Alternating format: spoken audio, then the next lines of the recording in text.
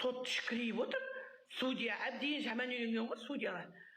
Ой, маған айтады, сен тәртібіңді мен айта бер деді. Жоқ, маған айтады да, өтірік соғып тұр.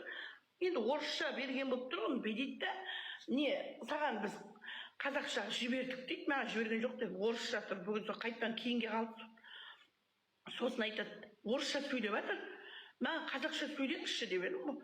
Неге сен айқайлайсың? Сен тәртіпті бұз, мен үстіңе тағы да қосам дейді, қоса бер дедім.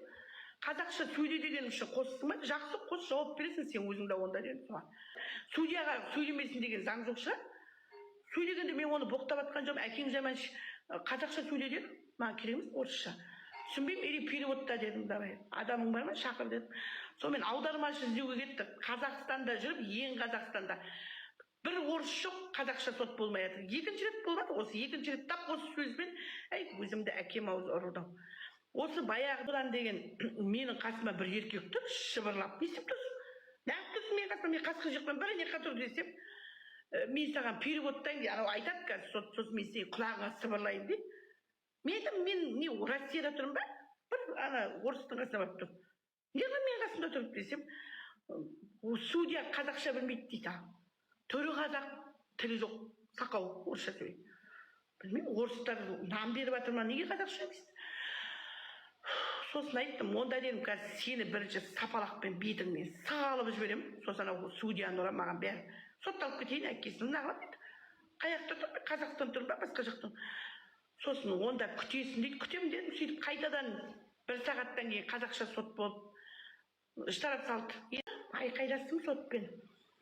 Сот шікірейіп отыр, судья әбден орысша сөйлеп жатыр, маған қазақша сөйлеңізші деп едім.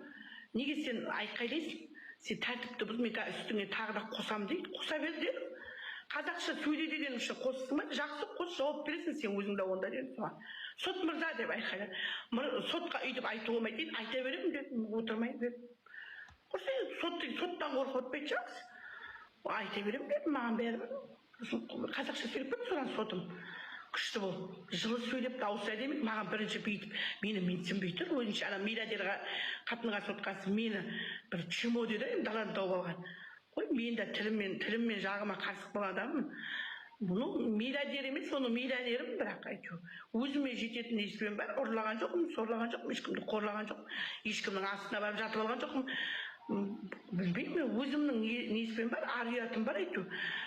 Қазақстанның азаматшасымын, мен даланы тауып алмаған шығар. Судьяға сөйлемесін деген заң жоқ шығар. Сөйлегенде мен оны боқтап жатқан жоқпын, әкең жаман қазақша сөйле дедім, маған керек емес орысша. Түсінбеймін, или переводта дедім, давай. Адамың бар ма? Шақыр дедім. Сонымен аудармашы іздеуге кеттік. Қазақстанда жүріп, ең Қазақстанда бір орыс жоқ, қазақша сот болмай жатыр. Екінші рет болады, осы екінші рет тап осы сөзбен, өзімді әкем ауыз ұрудым. Енді кешірім сұраймын дедім, айтпақшы. Ертең сұрап жатқанда мен мазақтап жүрмеңдер. Сұрай берейік, құрсын сотталып кеткен жақсы. Штраф деп жатамыз. Кешірім сұрауға болады дейді. Сол есі Динара Жұмабек дейді ме, сондай болып кетті бұл. Кешірім сұрап, кешіріп жатса, онда болады дейді. Сұрай береміз да құрсын. Ұят болды, кешір, ондай сөз айтайын деген ойымда жоқ, орысша түсінбеймін деп айтамын, маған бәрібір. Сол кезде мені мазақтап жүрмеңдер. Сотталуда оңай емес негізі. Ана әжетханаға салып отырамын шығар онда. Тамақ әкеліп беріңдер сосын маған, сотталып жатсам, түсінікті ме? Аллах, бәрі шындық, без комментария, ешқандай өтірік жоқ. Шындықты айтып жатырмын мен. Өтірік жоқ. Осы мен екінші рет сондай болып тұр, Құдай көріп тұр. Ұят болды. Үшінші рет бір попиткам бар, тағы кімге тиісейін? Ашаматайлармен шығайын ба? Бірге. Үш попитка. Бұрын сотталған жоқсың ба дейді, құрсын сотталған жоқ. Честномыз ғой, бұлай Қазақстан жақсы ғой, соттап жатқан жоқ, шүкір. Құрсын сотталған жоқ. Честномыз ғой, бұлай Қазақстан жақсы ғой, соттап жатқан жоқ, шүкір. Өзім Тоқаев отыр ғой, шалым, молодец, суреті тұр. Осы кісі ұнайды өзіме, былай жақсы кісі ол. Айта береді, қасқыр сәкең отыр, мақұлдайды, бірдеңге дейді осылар. Димаш жаман, ұят қойды. Марқынбайдың әңгімесі, қой тыңдамаймын әңгімесі болады. Марқынбайдың әңгімесі, Қытаймен төбелесті. Сол Қытайда нең бар, өз жөніне жүрген жоқ па Қытай.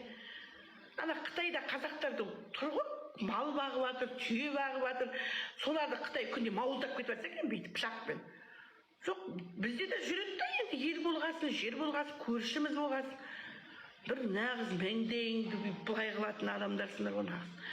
Жоқ, мен мысалы міне отырып, бір Қытай жоқ қасымда.